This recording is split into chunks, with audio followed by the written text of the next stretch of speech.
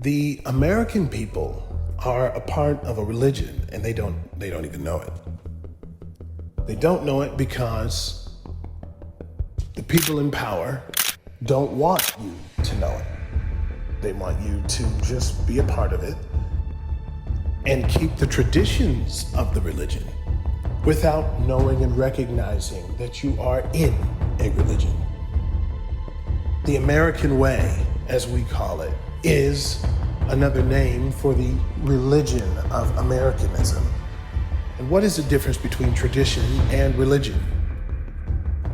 Tradition is something we do and we keep doing over time that becomes a part of our collective identity, a part of a tribal habit that makes people of a similar ethnicity and background, gives them an identity. That's what tradition is. And religion is to do this and raise it above rationale, above logic, and above reason. Take American football, for example. This is one of the most sacred sporting events in the American culture. Okay, Sunday night football, Monday night football, Super Bowl Sunday. America and football are inextricably connected. But not only is this a tradition, but this rises to the level of religion. And I'm going to tell you why. We know what tradition and religion is. Tradition is led by logic, reason, and rationale. Religion does not have to answer any of that, and people continue to do it. So when we look at football through the lens of religion, does it meet the criteria? Absolutely. Scientifically, we know that this particular sport is devastatingly damaging to the human body. It's incredibly violent. Yet, we continue to not only watch, but we send our sons to go suit up and play the game. Why? That doesn't make any sense. We know that this is going to destroy their bodies, and it's going to leave many of them with traumatic brain injuries. I mean, look what happened with Aaron Hernandez. Turns out he had CTE and a really, really bad case of it. No wonder he was doing the things he was doing. Not to say that it's all entirely that, but maybe so. But yet we continue this tradition. Why? Because it's not just a tradition. This is a part of the American religious system. And what is driving it? The God of the American religious system, money.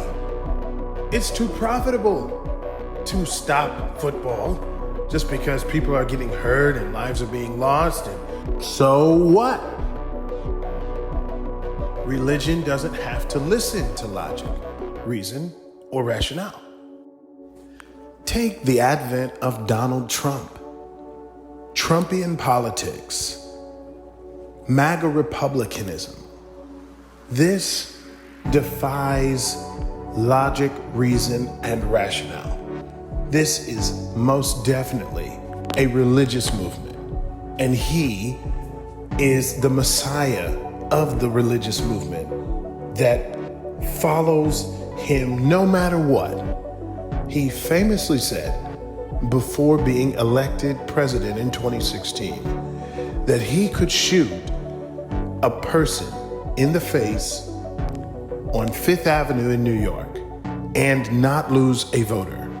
And as I live and breathe, the man went on to win the presidential election after having said that, along with many other things that in a normal world, under normal circumstances, this would have disqualified him from the presidency, absolutely, without a doubt. But there is a religious system of belief in this man around him that propels him against all odds, logic and reason, into positions of power. Is twice impeached, 91 felony charges against him and his organization. He is literally the man of lawlessness from the Bible. And yet, he is still the top contender for the presidency in 2024. Think about it. The God of Americanism is money. And the whip, the power of that God is debt, which is slavery.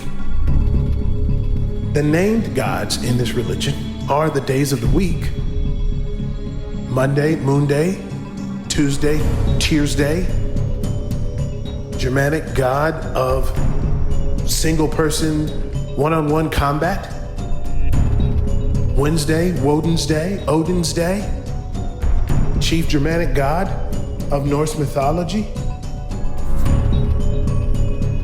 Who else? Thursday, Thor's Day. A lot of you like to watch the movie Thor, Marvel. These aren't made-up characters that belong to Marvel. These are religious figures that today we look back and call them mythology.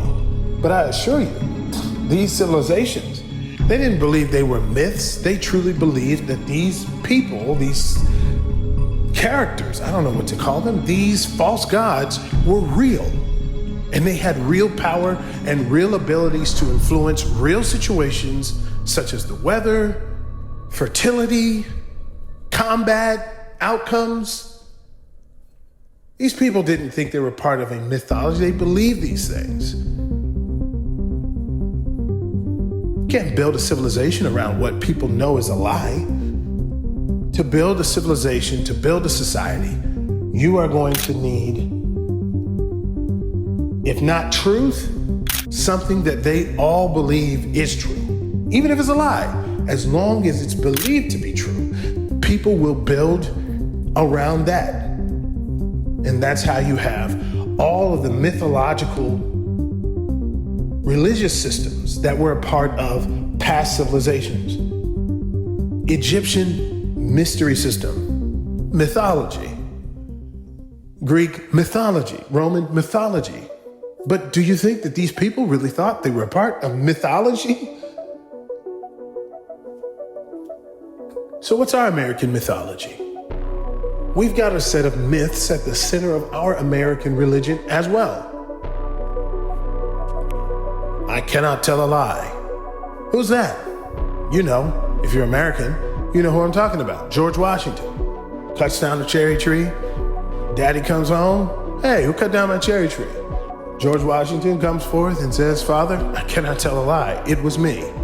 This is the beginning of the myth of George Washington and the religious order of presidents in American history. And this was a part of a system of beliefs that were in place to give George Washington credulity for his right to rule.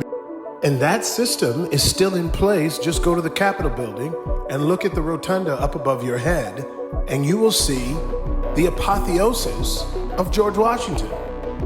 Apotheosis literally means deification, the exaltation of a human to the rank of godhood.